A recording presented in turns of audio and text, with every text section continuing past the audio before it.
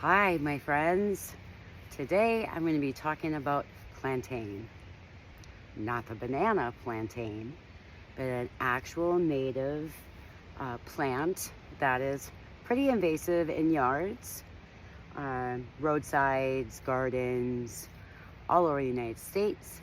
And that's plantain, as in broadleaf or narrow leaf. And how to use it, when to use it, where it grows, and why you need it. Pretty much simplest terminology for ease. This is simple for you to be able to teach your children or yourself when in need. So let me introduce you to Miss Plantain. And she is growing all over my yard. And you usually find plantain near clover. They like to grow together, and this attracts all of your insects that sting. The pollinators, bees, wasps, ground hornets nest, well, those are just wherever they want to go. Plantain this here is broadleaf plantain, and you can see this is very young, that it comes out from the ground, and here's a new little tiny baby. And there's like 1, 2, 3, there could be 4, 5, 6 different leaves coming up, and they have a purple hinge at the bottom. You can't miss it in yards. A lot of people consider this super invasive in their yards, but it's really wonderful for you to have the knowledge of how plantain works. So a lot of times when I teach and I'm bringing children here, I'll find a bigger leaf, like so, and I will show it to them like this, turn it around, and there are 5 ribs. 1, 2, 3, 4, 5. This right here being the ribs. It is really a thick leaf, so it's not fragile. It's very fibrous and amazing in how to use for simple pain relief, especially when stung by a bee, wasp in your yard, where, you know, it's painful and swelling, and the child is already crying or screaming. This is simple, whether they learn to calm themselves down to do this or you help them. This is amazing medicine. I'm going to turn these guys around and I'm going to show you how to do this. So after you've identified your plantain,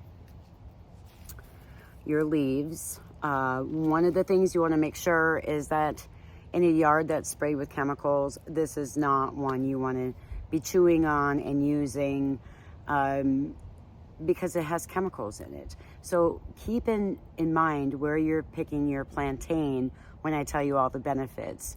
If you've sprayed in your yard, maybe it was 8 years ago, then I'd say, okay, it's gone through the cleansing process of that harsh chemicals that end up in our bodies. So basically what you would do after you've been stung, let's say I was stung right here, I would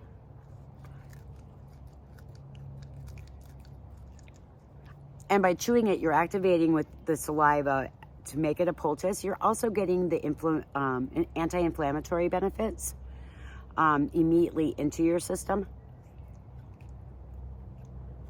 And this is great for survival as well too, if you're out there and you get cut or you have swelling anywhere in your body. You can apply it like a Band-Aid. It will stick to your skin. And so I would put this on a sting and I would replace it. Like I'd grab a couple leaves and definitely sit to be quiet.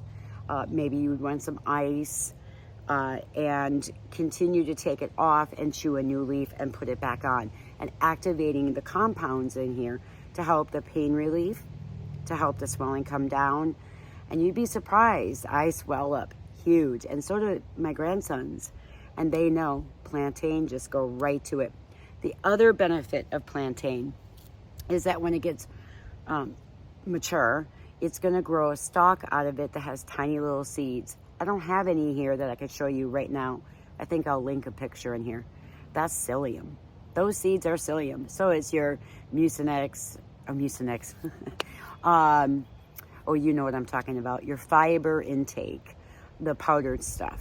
So this is a natural way for you to get those seeds, and very gentle for children to easily make a tea or let them chew on them if they're constipated. It's also great for us adults. So that's the huge thing about plantain. A lot of people don't know that it's actually psyllium, the seeds that come out of it, and they're always shocked, like, really? And those are people also who may know about plantain, but just didn't know about the seeds. So see, it's still sticking on me. And if I actually had a sting, the swelling would start coming down immediately. And the anti-inflammatory properties of this would bring the swelling down. And that's the main thing to do when you're stung, is to get the pain under control and bring that swelling down. So guys, this is broadleaf plantain. I'm filling up my basket. This is also good for bug bites, eczema, psoriasis, skin rashes, hives. Do it the same way. Chew it, apply it to the skin of the area of concern. It could also be made into a wash, like a tea, and then put it onto that area with a cool washcloth, or chill it in the fridge. It's amazing how it will cool the skin off and bring down the swelling. Don't keep it in the fridge. Use it up immediately, because it's going to go bad. But this is amazing, guys. You can eat this. It's very fibrous, though. Very hard to chew through, but it's edible. It's medicinal and edible. All right, everyone, stay tuned. Thank you for watching these. I really appreciate you.